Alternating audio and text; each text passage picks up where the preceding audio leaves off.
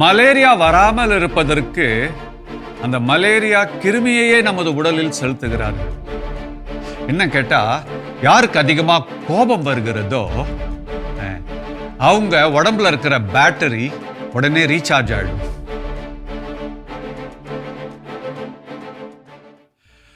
Hello friends, நீங்களா நலமா? கனவே வா வா என்ற இந்த ஒரு நல்ல நிகழ்ச்சியில உங்க எல்லாரையுமே சந்திக்கிறதுல ரொம்ப சந்தோஷம். இறைவன் நமக்கு கொடுத்த பெரிய கொடைகளிலே மிக மிக பெரிய கொடை நமது கனவுகள். கனவுகள் நமக்கு நன்மைதான் செய்கின்றன, எந்த கெடுதலும் செய்யாது.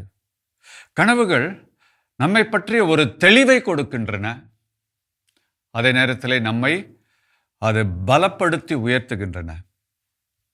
பலவிதமான கனவுகளை நாம சிந்தித்துக் கொண்டிருக்கின்றோம்.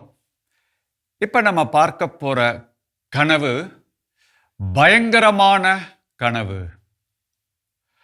இதை இங்கிலீஷ்ல நைட் மேர் என்று சொல்வார்கள். நமக்கு வருகின்ற பெரும்பாலான கனவுகள் பயங்கரமான கனவுகள். சின்ன குழந்தைங்க 12 வயது வரை பார்த்தீங்கன்னா ஒவ்வொரு இரவும் பயங்கர கனவுகள் வரும். 12 வயதிற்கு அப்புறம் கொஞ்சம் குறைந்தாலும் ஏறக்குறைய 2 நாளுக்கு ஒரு முறையாவது உங்களுக்கு பயங்கரமான கனவுகள் வரும். யாருக்குமே இந்த மாதிரி கனவுகள் பிடிக்காது. ஏனென்றால் இந்த பயங்கரங்களை பார்த்த பிறகு நமக்கு ஒரு பயம் அதிகமாக ஏற்படுகிறது. இதெல்லாம் வாழ்க்கையில நடக்குமா என்று. அது இன்னும் அதிக பயத்தை ஏற்படுத்துகிறது. இந்த பயங்கர கனவுகளை பற்றி ஒரு புரிதல் நமக்கு இருந்து விட்டால் கண்டிப்பாக இந்த கனவுகள் குறைந்துவிடும். அது நமக்கு நன்மை பயக்கும். ஒரு சிறிய உதாரணம் நான் ஏற்கனவே கூறியிருந்தேன். ஒரு பெண்ணுக்கு அடிக்கடி இந்த பயங்கர கனவுகள் வரும். அதுல ஏறக்குறைய எல்லா கனவுகளிலும் தன்னுடைய கணவருக்கு ஏதோ கெடுதல் நடக்கிறது மாதிரி வரும். அவர் ஒரு விபத்தில் இறக்குற மாதிரி, அல்லது யாராவது அவரை சுட்டுடுவாங்க, கத்தியால குத்துவாங்க, அவரை சுற்றி ரத்தம், அதில் அவர் இறப்பதாக அவங்களுக்கு கனவு வந்துக்கிட்டே இருக்கும். இதே போன்று பலருக்கும் பலவிதமான பயங்கர கனவுகள். சில பேர் பாருங்க, உங்களுடைய கனவுல எப்பவுமே மோசமான காரியங்களே நடந்துகிட்டு இருக்கும். உங்களுக்கு எது பிடிக்காதோ அதுவே நடந்து கொண்டிருக்கும். ஆகவே நமக்கு அந்த கனவுகளை பார்த்து பார்த்து கனவு மேல ஒரு வெறுப்பே வந்துடுது. இந்த சம்பவங்கள் நிஜ வாழ்க்கையில நடக்குமா என்ற ஒரு மனதில் ஒரு கலக்கம் இன்னும் அதிக பயத்தை ஏற்படுத்துகிறது. ஆகவே இந்த கனவின் செயல்பாடுகளை நாம் தெரிந்து கொண்டால் நல்லா இருக்கும். பயங்கரமான கனவுகள் நமக்கு இருக்கும் பயத்திற்கு ஒரு மருந்துதான்.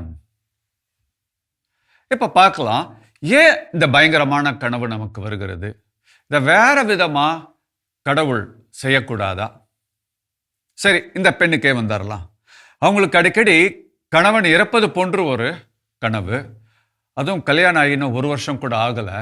அவங்களுக்கு ஒரே பயம், கணவருக்கு ஏதாவது ஆயிடுச்சுன்னா அப்ப நம்ம வாழ்க்கை என்ன ஆகுமோ என்ற ஒரு கலக்கம், ஒரு பயம். அதனால கணவர் எப்ப வெளியே போனாலும் இவங்க ஒரு பயந்து பயந்து பயந்து தான் வழி அனுப்புவாங்க. கணவர் வருவதற்கு கொஞ்சம் லேட் ஆயிட்டாலும் சரி, உடனே அவருக்கு ஃபோன் பண்ணுவாங்க. அவர் பயணம் செய்யும்போது ஏதாவது ஆயிடுமோ என்று அடிக்கடி அவர்களுக்கு பயம் இருந்து கொண்டே இருக்கும். சரி, ஏன் கணவர் இறப்பது போன்று கனவு வருகிறது? அது நிஜமாக மாறுமா என்பதை பார்க்கலாம். நமது ஆன்மா நமக்கு என்னென்ன பிரச்சனை இருக்குதோ அதற்கு மருந்து தயாரிக்கிறது. அதுல ஒரு மருந்து தான் இந்த கனவு. இந்த விஷயத்தை நல்லா கவனிங்க. இந்த வேக்சினேஷன் நம்ம சொல்றோம். இந்த COVID-19 அப்ப ஏறக்குறைய எல்லாருக்குமே நம்மளாம் வேக்சினேஷன் போட்டோம். இந்த வேக்சினேஷன், இந்த தடுப்பூசி எவ்வாறு வேலை செய்கிறது ஏறக்குறைய நமக்கு தெரிஞ்சிருக்கலாம். உதாரணத்திற்கு ஒருத்தங்களுக்கு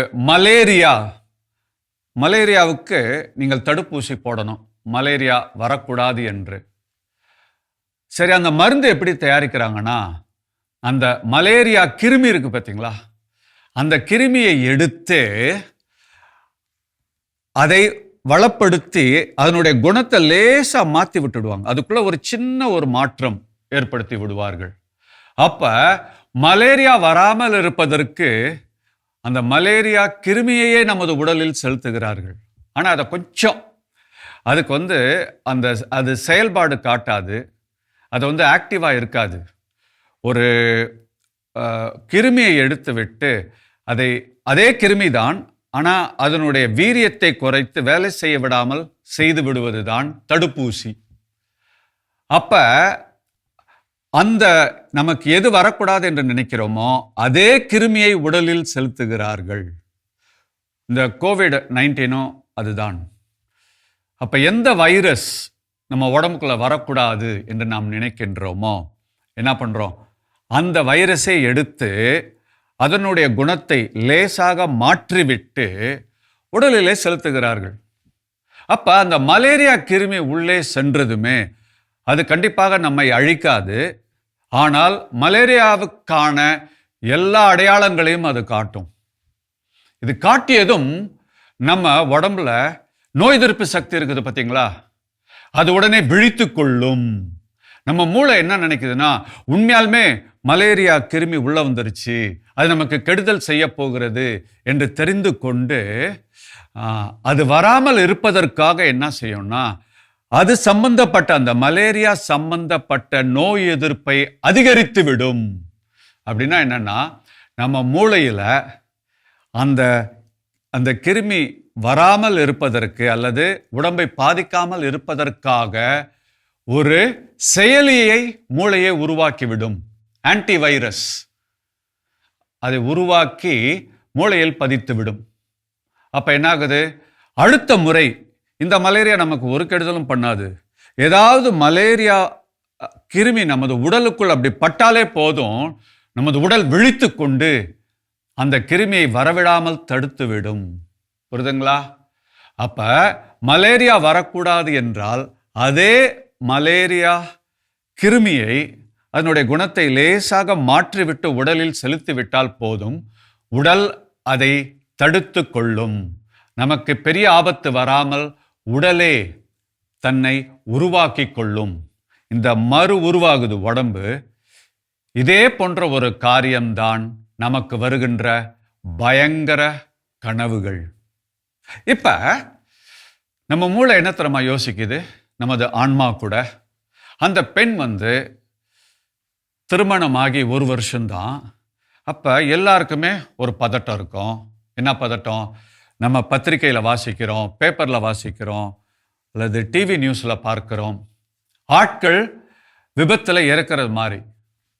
அவங்களுடைய கணவர் டெய்லி பைக்கில் போகிறார் வேலைக்கு, ஆனால் டிவியில் காட்டுறாங்க யாரோ பைக்கில் போனவங்க லாரியில் அடிபட்டு இறந்து விட்டார்கள். இது போன்று. அப்போ உடனே அவங்க மூளையில் ஒரு பயம் ஏற்படுகிறது. என் கணவருக்கும் இப்படி ஆயிடுமோ, என்னுடைய கணவரை நான் இழந்து விடுவேனோ என்று.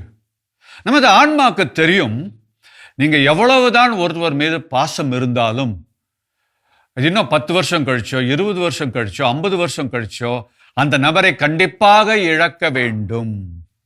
நம்ம யாரிடம் நெருக்கமாக இருந்தாலும் சரி, ஒரு காலம் வரும் அவங்கள நாமங்க இழந்தே ஆக வேண்டும். இப்ப அந்த காலத்தை நினைச்சு அவங்க ஒவ்வொரு நாளும் இறந்து கொண்டு இருக்கிறார்கள் அந்த பெண். ஏன்னா ஹஸ்பண்டுக்கு போகும்போது ஏதாவது ஆயிடுமோன்னு என்று நினைக்கிறார்கள்ல, அது அவர்களை செயல்பட விடாமல் தடுத்து விடும்.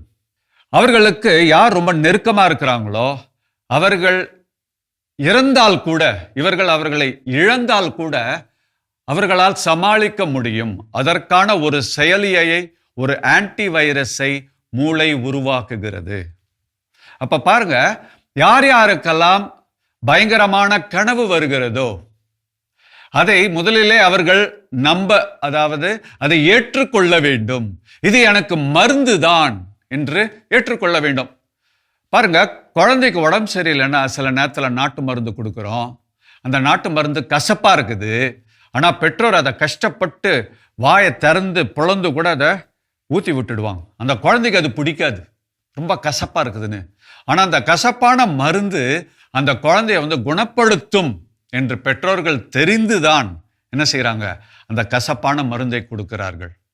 ஆகவே நமது ஆன்மா சிந்திக்கிறது, உங்களுக்கு இது போன்ற ஒரு கனவு வந்தால் பிடிக்காது, இருந்தாலும் அது ஒரு மருந்து, அதை நீங்கள் சாப்பிடத்தான் வேண்டும்.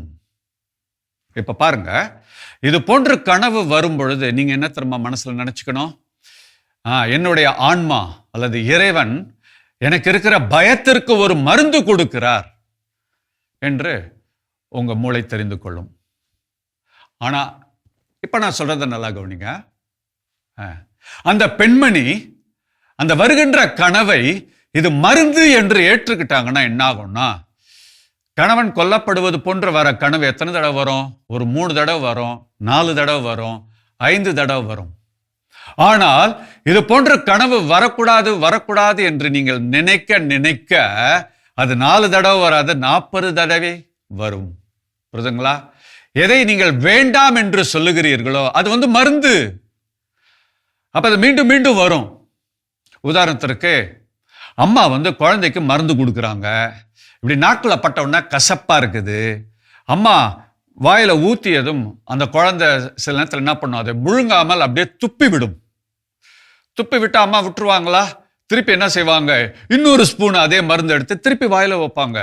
அது எத்தனை தடவை துப்பினாலும் அம்மாவுக்கு நல்லா தெரியும், இந்த மருந்து அந்த குழந்தைக்கு தேவை.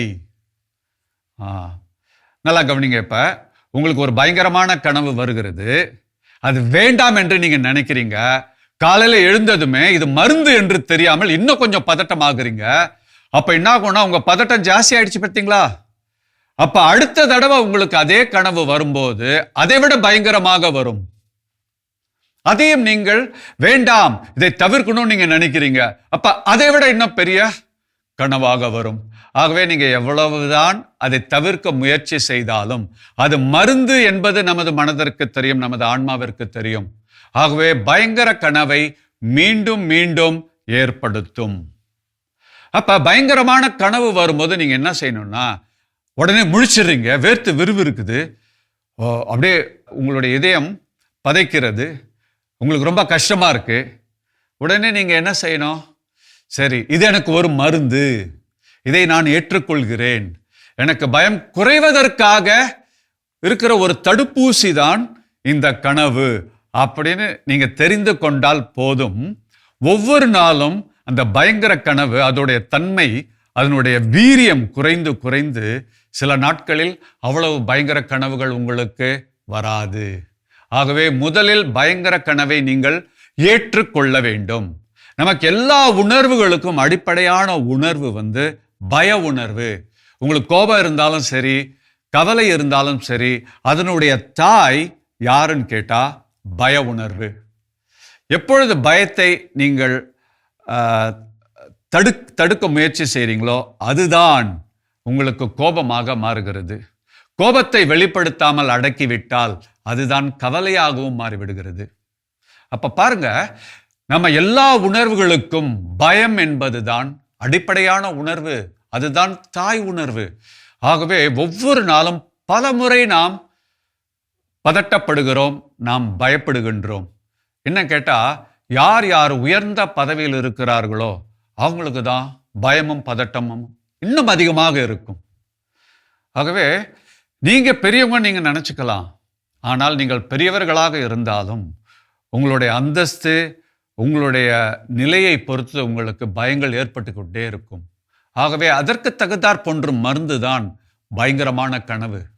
இனிமேல் பயங்கரமான கனவை வேண்டாம் என்று சொல்லாதீர்கள், அது அதிகரிக்கும். சின்ன குழந்தைங்களுக்கு ஒவ்வொரு இரவும் பயங்கரமான கனவுகள் வரும். அப்ப குழந்தை உங்கள்கிட்ட அழுதுகிட்டே சொல்லும், அம்மா இந்த மாதிரி கனவு வந்துருச்சுமா, எனக்கு பயமா இருக்குது என்று சொன்ன உடனே நம்ம என்ன சொல்லணும், உனக்கு உடம்பு சரியில்லைன்னா கசப்பான மருந்து கொடுக்குறோம்ல, அதே போன்றுதான் உனக்கு அந்த பயங்கர கனவு இது மாதிரி ஒரு சூழ்நிலை வந்தால் கூட நீ எப்படி சமாளிப்பது என்ற ஒரு மருந்து அது கொடுக்கிறது, ஒரு செயலியை அது உருவாக்குகிறது. நீங்கள் பயங்கர கனவை ஏற்றுக்கொண்டால் உங்கள் வாழ்க்கையிலும் பயங்கரமான காரியங்கள் நடக்கும் பொழுது அதை உங்களால் எளிதாக ஏற்றுக்கொள்ள முடியும், தாங்கிக் கொள்ள முடியும், அதை கடந்து செல்ல முடியும். சில பேருக்கு பாருங்க, ஏதாவது மோசமான காரியம் நடந்தால் கூட அதை தட்டிவிட்டு அவர்கள் போவாங்க. சில பேர் அப்படி இல்லை, ஒரு சிறிய ஒரு பெயின், ஒரு வலி வந்துவிட்டால் கூட நாள் கணக்கா அதையே யோசிச்சுட்டு இருப்பாங்க. அப்ப பாருங்க, உங்களுக்கு எப்பொழுது பயங்கர கனவு வருகிறதோ அதை ஒரு மருந்தாக நீங்கள் பார்க்க வேண்டும். உங்களுக்கு அதிகமா கோபம் இருந்துச்சுன்னா ஒரு நாள் நீங்க எத்தனை தடவை கோபப்படலாம், ஆனால் யாரையும் காயப்படுத்தாமல் அந்த கோபத்தை குறைத்து விட்டால் வருகின்ற கோபம் நல்ல கோபம்தான். என்ன கேட்டா, யாருக்கு அதிகமா கோபம் வருகிறதோ அவங்க உடம்புல இருக்கிற பேட்டரி உடனே ரீசார்ஜ் ஆகிடும். புரியுதுங்களா? பாருங்க, யாருக்கு அதிகமாக கோபம் வருதோ அவர்களுக்கு களைப்பும் குறைவாக இருக்கும். அவ்வளோ ஈஸியாக களைப்படைய மாட்டாங்க. ஏன்னா அது ஒரு ஆற்றல், அது ஒரு இயக்க சக்தி. கோபம் தேவை நமக்கு. உங்களுடைய கல்லீரலுக்கு கோபம் நல்லது. ஆனால் அந்த கோபத்தை நீங்கள் அடக்கி வைத்தால் அதே கல்லீரல் பலவீனம் அடையும். ஆகவே கோபத்தை ஏற்றுக்கொள்ளுங்கள். அது தங்கக்கூடாது உள்ள, அதை வெளியே எடுத்து விட வேண்டும். நம்ம ஒருத்தரை மன்னிக்காம இருக்கிறோம், புரியுதுங்களா? அப்ப அவர்களை நம்ம மன்னிக்கணும். ஆனா மன்னிக்கவில்லை. ஏன்னா அவங்க செஞ்ச தப்பையே நம்ம நினைச்சுக்கிட்டு இருக்கிறோம். அவர்கள் நமக்கு எதிராக செய்த காரியங்களை நம்ம நினைச்சிட்டு இருக்கிறோம். பழிக்கு பழி வாங்கணும்னு நம்ம நினைக்கிறோம். எவ்வளவு நம்மளை காயப்படுத்திருக்கிறாங்க, அவங்கள சும்மா விடக்கூடாது என்று நம்ம நினைக்கிறோம். ஏனென்றால் நமக்கு இயற்கையான ஒரு ஒரு ஒரு மனதின் கிளர்ச்சி என்னன்னு கேட்டிங்கன்னா, பழிக்கு பழி வாங்கணும். அது ஒரு குழந்தைக்கு கூட இருக்குது, ஒரு மிருகத்துக்கு கூட இருக்குது. பழிக்கு பழி வாங்க வேண்டும். அதை நாம் கடந்து செல்ல வேண்டும். நம்ம அந்த பழிக்கு பழி வாங்கணுன்ற எண்ணத்திலே இருந்தோம்னா நம்ம கனவு என்ன தெரியுமா செய்யும்? ஆமா, நீ அவங்கள குறை சொல்லிக்கிட்டே இருக்கிறியே, அவங்கள மன்னிக்காம இருக்கிறியே, நீ மட்டும் ஒழுங்கா என்று காட்டுவதற்காக நம்ம கனவுகள் எப்படி தெரியுமா வரும்? நீங்க பெரிய பெரிய தப்பு செஞ்சு மாட்டிக்கிற மாதிரி வரும். புரியுதுங்களா? அப்புறம் நீங்க எது எது வேண்டான்னு நினைக்கிறீங்களோ, எது எது செய்யக்கூடாதுன்னு நீங்க நினைக்கிறீங்களோ அதெல்லாம் செஞ்சிருவீங்க. அது 4 பேருக்கு தெரிஞ்சிரும், நீங்க மாட்டிக்குவீங்க. ஏன் இந்த இந்த அனுபவம் நமக்கு கனவுல ஏற்படுது அப்படின்னா, பொதுவாகவே நமது ஆன்மா நம்மக்கிட்ட ஒரு காரியத்தை சொல்லுது. ஒரு பாட்டு இருக்கு, எல்லாமே திருடங்க தான், சொல்லப்போனா குருடங்க தான். நான் அவரை திருடர் என்று சொல்லி நான் மன்னிக்காமல் இருக்கிறேன். இப்போ நான் அந்த கனவு எனக்கு உணர்த்துது, ஹே, அவங்க எப்படி திருடனோ அதே மாதிரி நீயும் திருடன், நீயும் தவறு செய்கிறாய், நீயும் பிறருக்கு கெடுதல் செய்கிற என்று காட்டுவதுதான் அந்த கனவுகள். ஆனால் நமக்கு அது நிறைய நேரத்தில் புரியாது. ஏன்னா கனவுகளே நாம் எதிரியாக நினைக்கின்றோம். இனிமேல் உங்களுக்கு அந்த கோபம் அதிகமாக இருக்குது, மன்னிக்காமல் இருக்கிறீங்க. அப்போ அந்த கனவுகளை நீங்கள் ஏற்றுக்கொள்ளும் பொழுது அது தெளிவாக காட்டும். நீங்கள் செஞ்ச சில தவறுகளை கூட அது காட்டும். அப்போ நானும் தவறு செய்கிறேன், அவங்களும் தவறு செய்கிறாங்க, இதனால என்ன, நான் மன்னித்து விடுகிறேன் என்று அந்த கனவுகளை நீங்கள் ஏற்றுக்கொள்ளும் பொழுது மன்னிக்கிறது ரொம்ப சுலபமாக இருக்கும். சரி, யார் யாருக்கு அதிக கவலை இருக்கிறதோ உங்களுக்கு பார்த்தீங்கன்னா, யார் யார் தனிமை உணர்வு இருக்குதோ உங்களுடைய கனவுகளில் அதிக தனிமை உணர்வு வரும். உங்களை சுற்றி நெருக்கமாக இருப்பவர்கள் உங்களை விட்டு விலகி போற மாதிரி வரும். அவர்கள் இறந்து விடுவதாக வரும், அல்லது அவர்களுக்கும் உங்களுக்கும் பிரச்சனை வர மாதிரிலாம் வரும். அதையும் நீங்கள் ஒரு மருந்து என்று ஏற்றுக்கொண்டால் என்ன தெரியுமாகும்? சில நேரத்தில் நம்ம வாழ்க்கையில் தனிமையில் இருக்கணும், சில நேரத்தில் மனிதர்களோடு இருக்கணும். அது ரெண்டத்துக்குமே நமக்கு பக்குவம் வந்துவிடும். மீண்டும் கூறுகிறேன், நாம் தடுப்பூசி எதுவாக இருப்போம், எந்த கிருமி வர வேண்டாம் என்று நினைக்கிறோமோ அந்த கிருமியைத்தான் தடுப்பூசியாக கொடுக்கிறோம். ஆகவே நீங்கள் எந்த உணர்வு வேண்டான்னு நினைக்கிறீங்களோ அந்த உணர்வைத்தான் உங்களது கனவுகள் ஏற்படுத்தும். ஆகவே எந்த பயங்கரமான கனவு உங்களுக்கு வந்தாலும் இது என்னுடைய நல்லதுக்கு தான் இறைவன் கொடுக்கிறார் என்று எப்பொழுது நீங்க ஏத்துக்கிறீங்களோ தானாகவே அந்த பயங்கர கனவுகள் குறைந்துவிடும், நல்ல கனவுகளும் வருவதற்கு வாய்ப்பு உண்டு. இதுக்கு இந்த மாதிரி பயங்கர கனவுகள் கொஞ்சம் கொஞ்சமா குறையணும், நான் மகிழ்ச்சியோட வாழணும், வாழ்க்கையில உயர வேண்டும் என்றால் ஒரு வகையான எண்ணத்தை நீங்கள் வளர்த்து கொண்டால் பயங்கர கனவுகள் தானாகவே குறைந்து உங்களுக்கு நல்ல காரியங்கள் ஏற்படும். ஒரு உணர்வை நீங்கள் வளர்த்து கொள்ள வேண்டும். இந்த உணர்வு உங்கள் மனதிலே வளர வளர உங்களுக்கு இருக்கும் அந்த பய உணர்வும் கவலையும் கோபமும் தானாக சிறு சிறிதாக குறைந்துவிடும். பழைய ஏற்பாட்டிலே சாலமன் அரசராக திருநிலைப்படுத்தப்படுகிறார். அவர் அரசன் ஆனதுமே அவர் செய்த முதல் காரியம், நீங்கள் 1 அரசர் 3வது பிரிவு 4-5 வசனங்கள் அதை தாண்டி கூட நம்ம பார்க்கின்றோம். சாலமன் அரசனானதுமே முதலிலே அவர் செய்தது இறைவனுக்கு யாவேக்கு 1000 எரிபலிகளை கொடுக்கிறார். அது நன்றி பலி. அப்ப அங்க அரசன் நின்று கொண்டு என்ன செய்வார்னா, ஒவ்வொரு பலியாக கொடுக்கும்போது நன்றி இறைவா நன்றி இறைவா என்று சொல்லுவார். அப்ப 1000 எரிபலிகளை கொடுத்த சாலமன் எத்தனை தடவை நன்றி சொல்லியிருப்பாரு? 1000 முறை அவர் நன்றி கூறுகிறார். பார்ந்தவர்களே, பயங்கரமான கனவுகள் குறைய வேண்டும் என்றால் நீங்க ஒரே ஒரு காரியம்தான் செய்யணும். என்னது? நன்றி உணர்வை ஏற்படுத்தி கொள்ள வேண்டும்.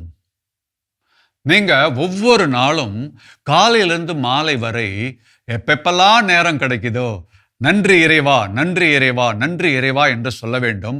எங்க? உதட்டுல இருந்து சொல்லக்கூடாது, இதயத்திலிருந்து சொல்ல வேண்டும். நீங்க காலையில எழுந்ததுமே பெட் காஃபி குடிக்கிறீங்க. அந்த பெட் காஃபி குடிக்கும் பொழுது கூட நீங்க நன்றி சொல்லணும். ஏன் தெரியுமா? நீங்க அதை காசு கொடுத்து வாங்கியிருக்கலாம் காஃபி, ஆனால் உங்களுடைய உழைப்பு மற்றும் அதுல இல்லை. குறைந்தது நீங்க ஒரு காஃபி கொடுக்கறதுக்கு 100 பேர் உழைத்திருப்பார்கள். பாருங்க, முதலிலே அதுல இருக்கிற காஃபி பவுடர், அது கொடைக்கானல்ல ஒரு எஸ்டேட்டில் பல தொழிலாளர்கள் உழைத்து அந்த காஃபி செடியை வளர்த்து அதை பறித்து அதை என்னென்னமோலாம் செய்து பக்குவப்படுத்தி அது ஒரு பவுடர் பொடியாக மாறி அது 3 ஏஜென்ட்ஸ் தாண்டி உங்க கடைக்கு வந்து அங்கிருந்து நீங்க வாங்கியிருப்பீங்க. அப்ப பாருங்க, அந்த செடியை வளர்த்தவர்கள் இருந்து அதை பறித்தவர்கள், அதுக்கப்புறம் அது டிரான்ஸ்போர்ட்ல வருது.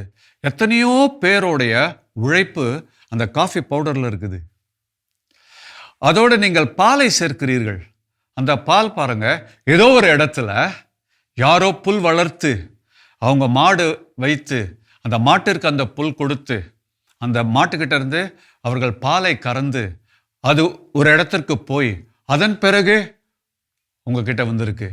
அதுல நம்ம சேர்க்கின்ற சீனி சர்க்கரை அது எங்கேயோ யாரோ கரும்பு விளைவித்து அந்த கரும்பை அறுத்து ஆலைக்கு போய் அது சர்க்கரையாக மாறி அது 2-3 லாரியெல்லாம் அதை எடுத்துட்டு வந்திருக்கும், கடைக்கு வந்து அப்புறம் உங்களுக்கு வருகிறது. ஆகவே ஒரு சாதாரண காஃபி குடிக்கும் பொழுது குறைஞ்சபட்சம் ஒரு 100 பேரோட உழைப்பு அதில் இருக்கிறது. நம்ம என்ன தெரியுமா நினைக்கிறோம்? இதை என்டைட்டில்மெண்ட்னு சொல்லுவாங்க. நான் காசு கொடுத்தேன் காஃபி வருது, எங்க காசு இருந்தால் காஃபி வந்துருமா? ஒரு 100 பேரோட உழைப்பு அதில் இருக்கிறது. அப்போ நான் காஃபி குடிக்கும் பொழுது கூட நான் அது நன்றி உணர்வோடு குடிக்க வேண்டும். இறைவன் அது கரத்தால் இந்த காஃபி எனக்கு வந்திருக்கிறது. யார் யாரெல்லாம் இதற்காக உழைத்திருக்கிறார்களோ அவங்க எல்லாருக்கும் நான் நன்றி கூறுகிறேன். நீங்க சென்னையிலேருந்து திருச்சி ட்ரெயினில் போறீங்க, இரவு. நீங்க ட்ரெயினில் உள்ள போனதுமே டிடிஆர் கிட்ட உங்க டிக்கெட்டு காட்டுறீங்க அல்லது உங்க ஐடி கார்டு காண்பித்ததுமே நீங்க படுத்துடுறீங்க. திருச்சி வந்ததுமே நீங்க இறங்கிடுறீங்க. நீங்கள் தூங்க வேண்டும் என்பதற்காக ஒரு 100 பேராவது விழித்திருப்பார்கள். யார்? அந்த டிடிஆர்ல இருந்து அந்த லோகோ பைலட், அந்த ரயிலை ஓட்டுறவருங்க. அதன் பிறகு ஒவ்வொரு ஸ்டேஷன்லையும் ஸ்டாஃப் இருக்கிறாங்க, அப்புறம் லைன் மேன், எல்லாருமே விழித்திருக்கிறார்கள் நீங்கள் தூங்க வேண்டும் என்பதற்காக. அப்ப திருச்சி ஸ்டேஷன்ல வந்து இறங்கினோன்னா நீங்க என்ன செய்யணும்?